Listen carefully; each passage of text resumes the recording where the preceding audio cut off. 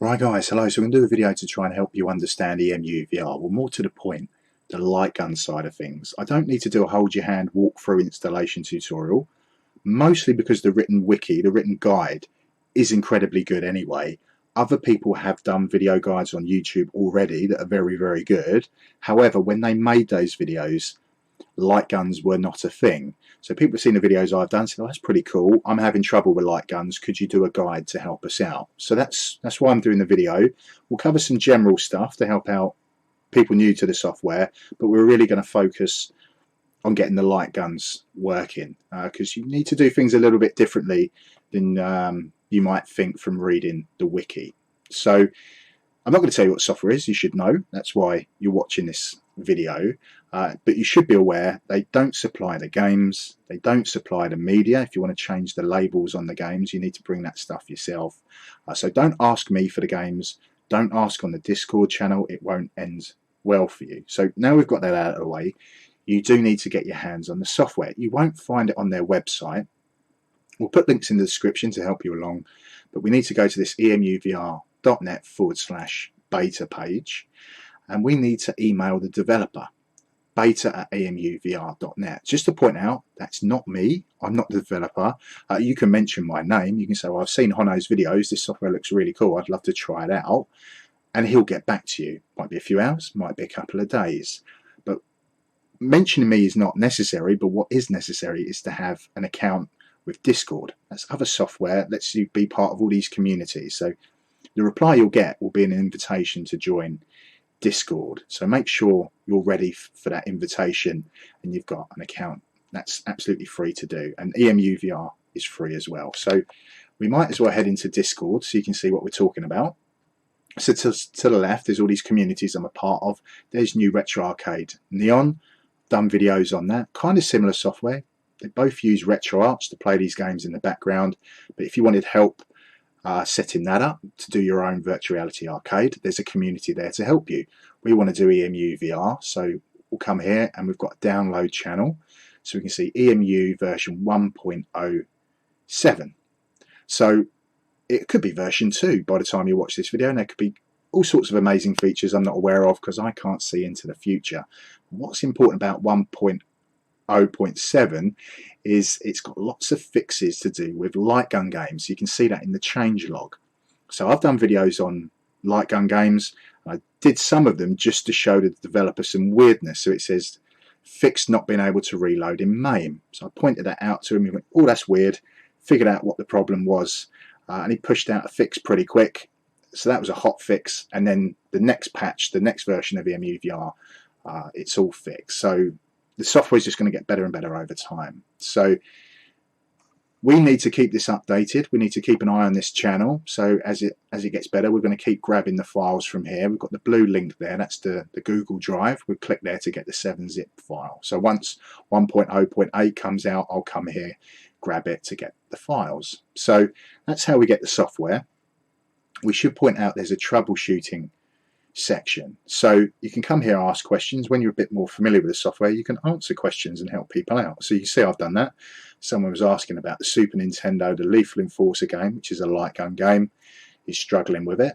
And it's a perfectly valid question. So I helped him out. And I said, we've got this light gun compatibility list. That would have really helped you out with the device codes. I don't think it's pinned. So I posted that.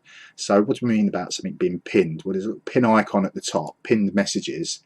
So posts that are really, really useful get pinned to help people out. So one of the admins did it, and then the developer said, well, actually, it's already pinned in the EmuVR section. So I didn't realise that.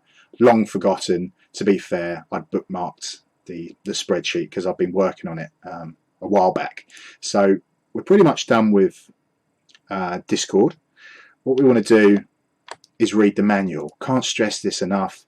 Lots of people don't do it, and then they ask pretty easy questions in the troubleshooting section that people get frustrated with because it's pretty much answered here. So do read it. If you see anything in yellow, that's usually quite important. A lot of this is clickable links to take us to sections we want to read up on, or it could be a download link. So if you see something in yellow, pay attention to that. So to the left, we can see it's all split out into these sections. It's useful. So we're talking about light guns. Be a good idea to read about light guns if you're really interested in doing that. So some people say, oh, you know, they can't, they don't even have a gun, what's going on? Well, it needs to be set up in the game scanner software, and we'll show you how to do that a little bit later in the video. It talks about device codes, so that came up in the troubleshooting on Discord. The guy wanted to know what the ID number should be. We'll show you exactly how to set that later on. So there's light gun supported cores. Some of you might be new to RetroArch.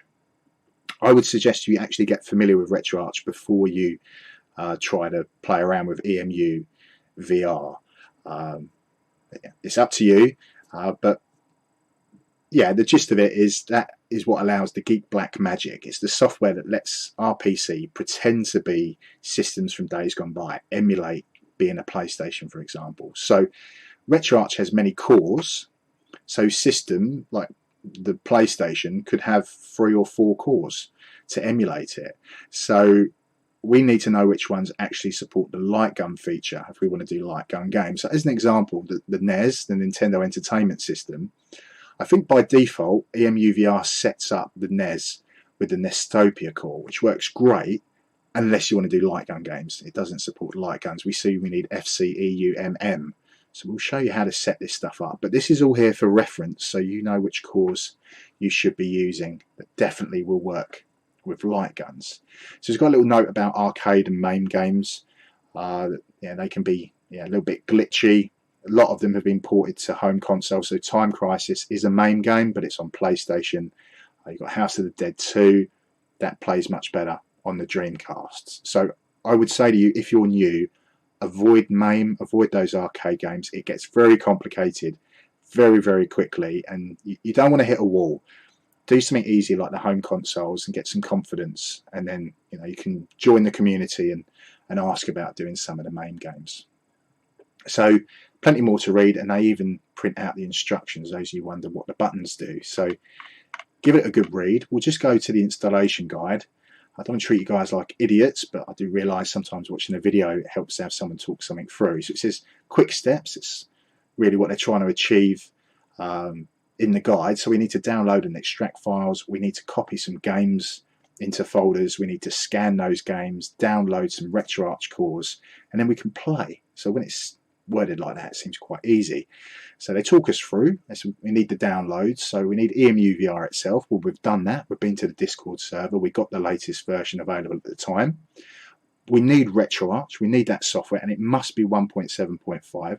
That's in yellow. That's a download link to help us, so we can just click that, grab it, nice and easy. So some of you might have RetroArch already. That's brilliant, but we want a separate installation that will live in the EmuVR folder, because the game scanner software will patch RetroArch. It will make changes to it, so you don't be doing that to your normal RetroArch setup, and you will probably have a newer version 1.7.5 anyway. So to extract these files out, we do need software. If you don't have it, if you're new to this stuff, you'll see there's 7-zip in yellow there. Again, that is a download link to get the recommended software to extract the files out. So we need to extract the contents of the EMU file. The version will vary, but it doesn't matter. It's the same process, makes no odds. They're saying, for the sake of example, they will use the C drive.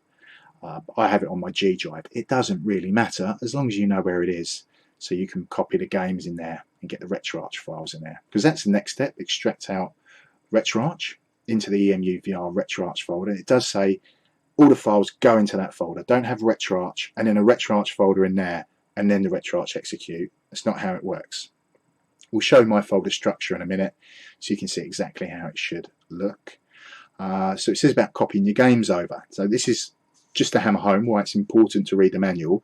Attention, do not add more than 300 games or EmuVR will freeze on you or crash on startup. So we see people have that problem. They get very excited and copy all their games across and then wonder why it doesn't work. So the first example given there is Super Nintendo. That must have over 1,000 games in its entire collection. So if you copied all of them across, you've already buggered up EmuVR without realizing it. You must handpick the games that you want across the systems. Keep it under 300. I've only done light gun games and I'm just over 200 games from light gun games alone, just so you know. As we read through, it says we need to know what cores support what game files. So I've done a video about the beginner's guide to RetroArch, and that might be worth watching because that will help you understand. You can download cores, read the core information, learn about the BIOS files, what game files it supports, and yeah, there's the doclibretro website, so each core has its own page, and that will tell you about the BIOS files and everything you need to know about them. It's worth reading. So I know it's boring doing all this reading, but once you've done a few systems, it becomes quite easy. So as we're still talking about game files, it says if you've got files that are zipped up for disk-based systems, so Time Crisis, anyone on the PlayStation, you can't have the game zipped. They must be extracted out. So they're Q and bin files, what have you. So I've got Hyperspin. A lot of other people will as well. So with that software, I can have games zipped up. When I launch it, the software Rocket Launcher then extracts out the file, plays the game, then deletes that temporary file. So I'm using 7-zip. Unfortunately, we can't do that with EmuVR. Everything has to be extracted out. So that does catch some people out. They've got zipped up games, and it works with other software, but you just need to understand the differences working with EmuVR. So keep that in mind. So it's got a little bit of warning about the PlayStation games, so they don't work in the ISO format. They need to be in other formats such as Q and bin or PBP. PBP are versions for the PlayStation Portable. I would suggest you avoid using that game format. You will find issues with game audio. Ridge Racer comes to mind off the top of my head. So that's just a quick warning to you guys. I would avoid them personally, but it's up to you. Q and bin would be the way to go. So it says about the game scanner. It talks all about setting up. This is a really important software at the core of EmuVR to add the games into the library. We're going to show exactly how to use that a little bit later. So it goes on about the BIOS files.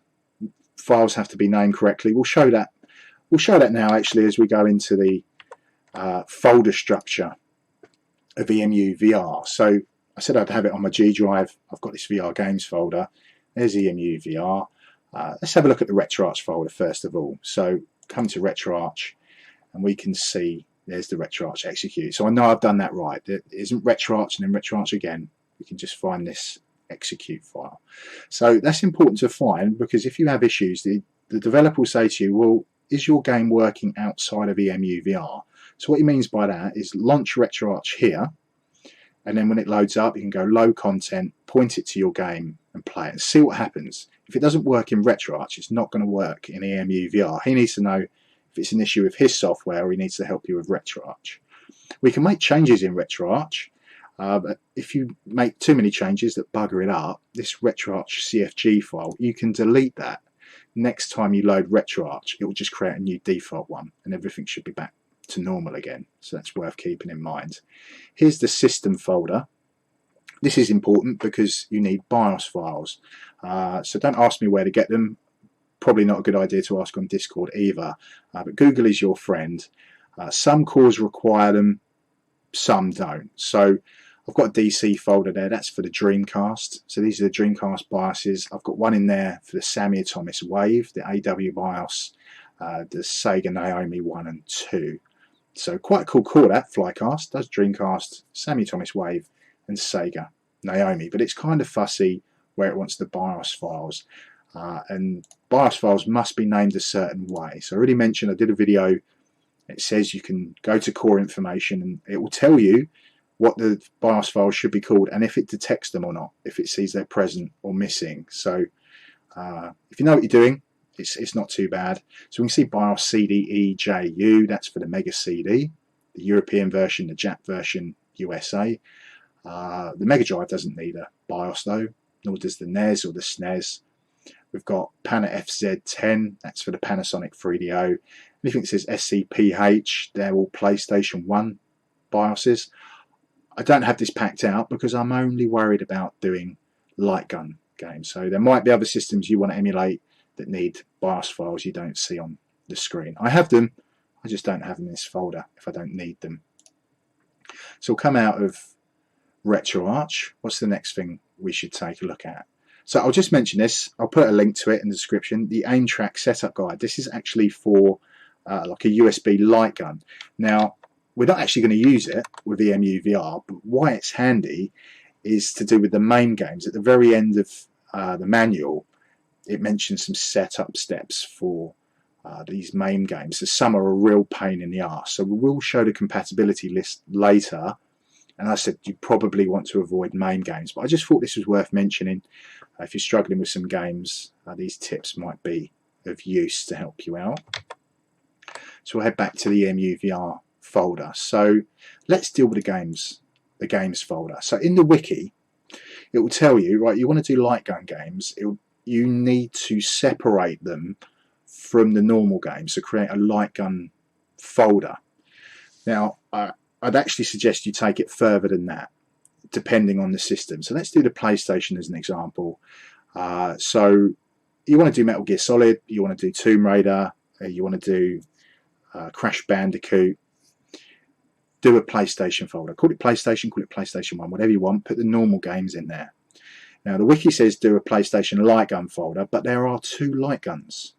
These have different device codes. So what I do is I do a PlayStation GunCon folder. Now these games, you notice they're not zip files, they've been extracted out like we were told. But these games, they're either a GunCon game or they don't care what gun you have. They'll work with the Justifier or the GunCon. So we've got quite a few games in there. And then I've got another folder which is called Justifier. So there's 5 of those games and they will only work with the Justifier gun. So it is important that we divide them out. So in the game scanner software, we can give each of those a different device code to tell it they're different guns. It will make sense later on, I promise. So we can actually take this a little bit further, those of you that don't just want to do Lightgun games. So let's do the Dreamcast, for example. We do a normal Dreamcast folder.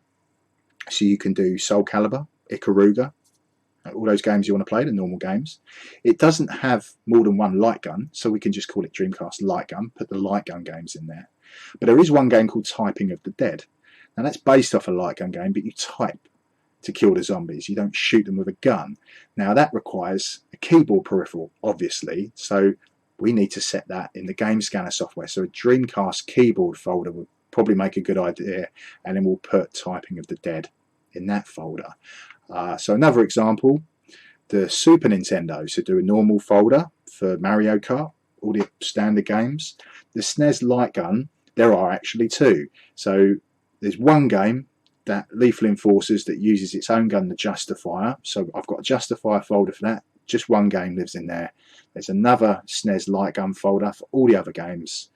But the Mario Paint game wants a mouse. So we would do a SNES mouse folder and put that Mario Paint ROM in that folder. So I don't mean to confuse you, but by organising this out, we are actually making our life a lot easier. So we'll just back out. Don't ask me for the games, as I said, you have to find them yourself, but just organise them out sensibly. So the next thing we're going to do is the game scanner software. Now, I just used the antivirus that's built into Windows 10.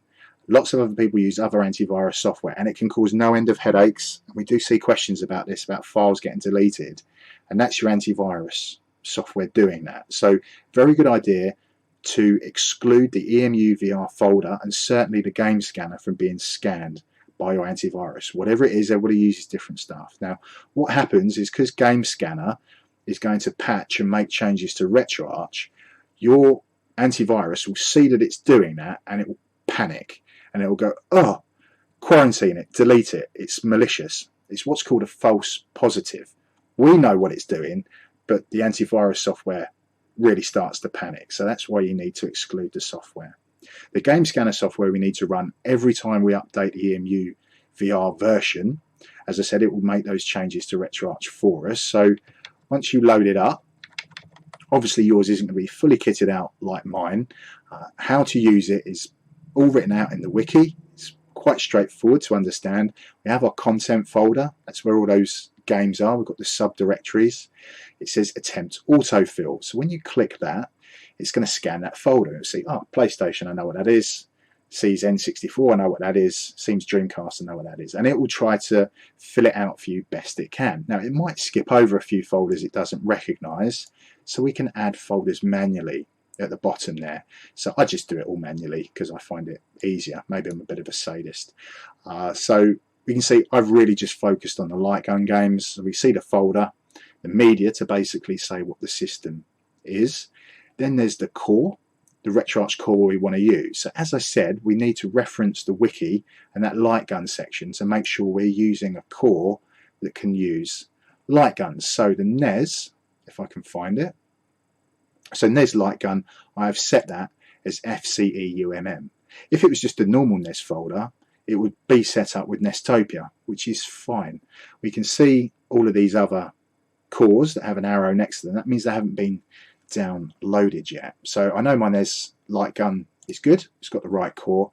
There's this spanner icon next to it, which we need to click, and then we can say, right, that's NES Lightgun, so it needs the Lightgun for the core options, and we set the device code. So it's 2258 for the NES. So for the PlayStation, for the GunCon, as I said, the GunCon and the Justifier have different device codes. So that's the GunCon, it's the PlayStation. We're using the Beetle PSX core. We click the spanner, enable the Lightgun, and the GunCon is 260 and the Justifier is 516. So that's set up. So we've got the SNES, so the Justifier is 2516, and I'm pretty sure the other ones are 2260. Yeah, there you go. So you might be thinking, Hono, you're really clever knowing all these device codes. Well, not really. As I said, it was all in the compatibility list. So this is worth checking out. Let's just have a look at the PlayStation, for example. Area 51 is the Justifier Hyper Blaster, whatever you want to call that gun. So that's device code 516. But we can see some of the games will use either. So Judge Dredd will use a Justifier or a GunCon. Doesn't really matter. So that's why I put it in the GunCon folder. So this is how you get the device codes. You can see the status of the game. Is it perfect? Is it playable? Does it have in-game issues? And then there's comments, so people can add comments in. I did add in a tester column, so you'll see my name in here. And that was simply because if I've got something working but you don't, you can go at Honasuzuri on the Discord channel and ask me. If it's an error and the developer's trying to fix it, he can say, well, I'm trying to see what the issue is. He knows to message me to ask exactly what the problem is if it doesn't seem obvious from the comments I've left. So I've scrolled down to the arcade machines, MAME, for a reason, because these can be quite tricky, and this is where the comments section comes in handy. So I had trouble doing the Alien 3 game. I got it to work in the end, but I had to get help from someone on Discord. They mentioned it, how to fix it. So yeah, you can have issues. Everyone that says in-game can't reload, see note 1. Well, that's nonsense, because that issue has now been fixed thanks to the new version of EmuVR 1.07. So this off-screen reload is now fixed. You can ignore that. So just now you know where to come. All the main games seem to be device code 1. For the Dreamcast, we want device code 4. Sega Saturn, there you go, 516. So now you know. So we'll go back to the game scanner. So it tells you, if you're going to make changes, you need to save them. You can update the core list. If we select a different core, we need to download those cores. We can scan games.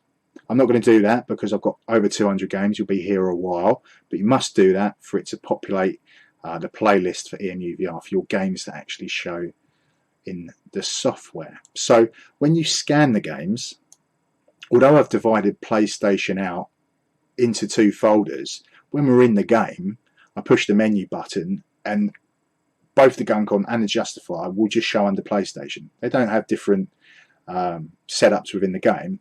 Everything comes under one. The normal games, the GunCon games and the Justifier games, they'll all be shown together. You just grab the disc and put it in the world or put it into the console. So yeah, it's important that we divide them out and we set the right device codes and the right cores, and then after that it's a bit of a breeze.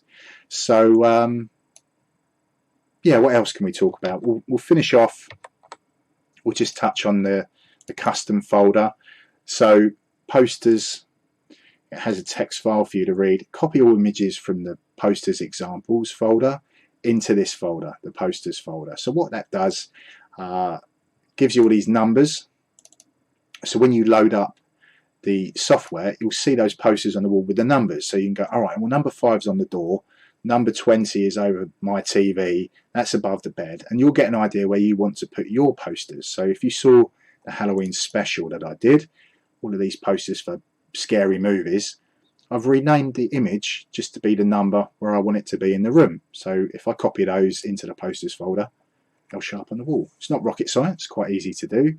It does say at the end of that text file, don't forget to check out the miscellaneous folder. That's all to do with changing the floor, the wallpaper, the bed sheets and the pillows. So again, similar thing, we've got the examples folder. You can copy the stuff out of here, move it into the MISC folder. Now if you want to change it, get an image and call it floor. So I've got a few in here. The floor old won't be recognised because it's not called floor. So once I find something I'm happy with, I've changed the bed sheets, the wallpaper. That's the Great Wave of Kanagawa. I think that looks kind of cool. So I'm happy with that, but you do what suits you. Last thing we'll touch on is the labels. So I haven't gone very far with this at all, to be honest, because only the PlayStation, the N64 and the SNES have a proper 3D model that makes it look like the actual console. Until they do it for all the other systems, I don't really care about tarting it up too much. But what we need to do is create folders named as our game folders are. So you can see I've done Arcade Lightgun for MAME, because to be fair, usually arcade cabinets worked off a cartridge. So I'm kind of okay with that. All of the media, I'm a Hyperspin user, so I've got the media anyway. So the way it works in Hyperspin is the media must match the name of the game, and it's the same for EmuVR. So whatever the MAME zips are called, Alien Free, Area 51, we just name the image file that we're using to be the same for it to marry up. So you can find them on Google, you can just download images from there, just name them what the zip files are. So I can create extra folders here, N64. The games, I don't need to copy all of the images that I have in there, just, you know, whatever games I've done, GoldenEye, etc., you know, and then it will just show up on the cartridges. So the only thing is, like, the Dreamcast doesn't have a proper 3D model, which is unfortunate because it then gets treated like a cartridge when I know it's a disc-based system. So I've got all of these CD images for the Dreamcast that aren't going to look particularly good on a cartridge, are they? So this is still beta software. They'll get there eventually. I think the developer is quite fussy about the 3D models, so I don't mean that in a nasty way. I think what we'll do a part 2 video and I'll show off my room just to show the little details that go into the 3D models, how good they are, and how I can just grab a PlayStation game and whether we play Area 51 or Time Crisis, they'll both play, although they use different guns. So we'll leave that there, guys. Hopefully it's helped you out. If you have questions, I'm sure you will, you can put a comment on the video, but it's probably better to go to the horse's mouth, go to the Discord channel, go to the troubleshooting and speak to the guys there. You'll probably get a reply a lot sooner. So yeah, wish you well with it. I'll see you in the next video, and yeah, as I love to say, ciao for now. I'll see you when I see you next.